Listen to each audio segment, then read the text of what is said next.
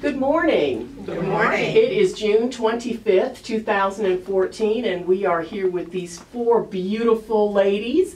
We're having a roundtable conversation, and it's for the Civil Rights Archive. And the reason why we're doing this is because Congressman Connolly has initiated a project where we're going around and we're collecting videotapes of people who were involved in civil rights or had experienced segregation or Jim Crow, or were very active in the protest or went to the march on Washington, the original one. So we've come together today because we want to hear your stories, because I know you have great testimonies and it would be excellent and a great asset to this project. And as you know, the project, all of the videos that we take will be housed in the Library of Congress. It will also be housed at George Mason Folklore Program and also in the libraries of Prince William County and Fairfax County. So on behalf of Congressman Connolly, I want to thank you for participating and taking time out of your busy schedules. You ready? Yes. All right, let's go. Let's start with going around the table and giving us your name and your full name, where you currently reside, and what your occupation or field is now. Okay.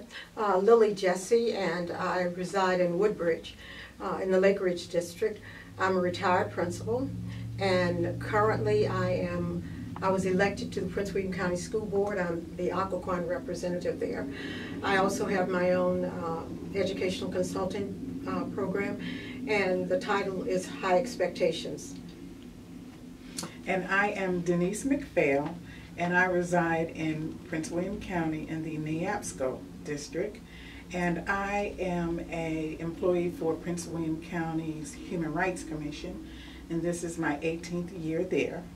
And my community involvement involves my theater production company that I have called KPAC. And so that's pretty much who I am and what I do for the community. My name is Glorine Gholson, and I currently live in Triangle, Virginia. However, I have lived in Dale City. I have been a resident of Prince William County for way over, I guess, 40 years. I am a retired business teacher and also an instructor at Northern Virginia Community College. And I have been involved with the school system, as I said before, for a long time. Saw the school system integrated, was part of the initial integration of the school system, and that's just about what I am. My name is Joyce Slaughter Thompson, and I'm also a resident of Woodbridge, and I live in Dale City. I'm a retired educator. I first came to Prince William County in 1971, and I started out at Neabsco Elementary School. Mrs. Gholson was influential in getting me into the school system in Prince William County. I have worked with the Prince William County school system and also an adjunct professor at George Mason University. Wow. Well, the credentials in this room are just incredible, and I am so honored to be here to be able to interview you. Let's start out, because I know you all are a very close-knit group. So let's start out. How did you all become so close-knit? How did you meet? How did that start? Well, for me, I met Joyce when she was at Neabsco Elementary. Currently, our current connection is all of us attend the same church, First Mount Zion, and that is also the home church of Fannie Fitzgerald, who is part of this archive. So we're all very related to Fannie, and we're instrumental in helping with the naming of the school. We worked collaboratively to ensure that she had a school named in her honor. So you were involved in getting that. Yes, actually I was just sitting at my desk one day reading the paper and noticed the headline for the district to have a new school named after them. And well, for the district to have a school named, they were asking for people in the community to come forth to develop a committee to name a new school. And so thought it would be really wonderful, because the school was on Benita Fitzgerald Drive. Initially, I thought it would be wonderful to have the school named in honor of the Fitzgerald family, because several of them were educators.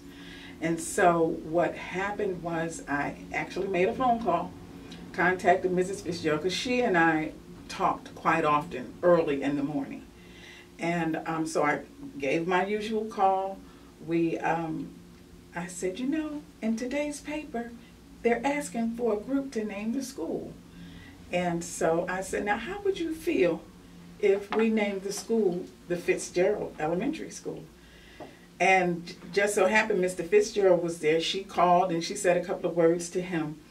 And later she said, well, if that's something that you want to do, it's okay with me. And I said, okay. As soon as I talked to her, actually I had an email ready. Once I finished talking with her, I hit the button on the email, and it went out to several people, and I believe it was something titled, "Please help name this school." And so from that, it just started snowballing. I remember receiving a comment from Mary Lively. She was the first person that answered. And then she was asking what was I interested in doing. I kind of spelled that out. And then I heard from Mrs. Jessie. And the totality of the project just changed. And people were emailing, trying to figure what their role could be with naming the school. And so when Mrs. Jessie got involved, she explained to me the relationship that she had with Mrs. Fitzgerald, and how when Mrs. Fitzgerald left the main office for the school system, she came in. And so I didn't know that. So that just gave me some history that I didn't know, and I just felt like, wow, this could be something, you know, we could do something with this. And so we just kind of took it from there, and we just kept moving forward with bringing people on. We developed a committee for the school. There were several people who volunteered to serve on that committee.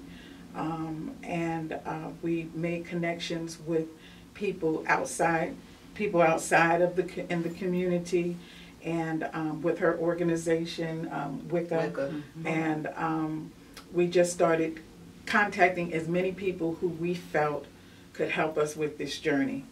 And just was, you know, got a lot of responses, and was able to move it forward from the newspaper article to a committee, and to just a group of people in the community who were supportive. We got involved with the church, because we did a petition. Yeah, we did Dr. Torian, who is Delegate Torian, by the way, down in Richmond, allowed us to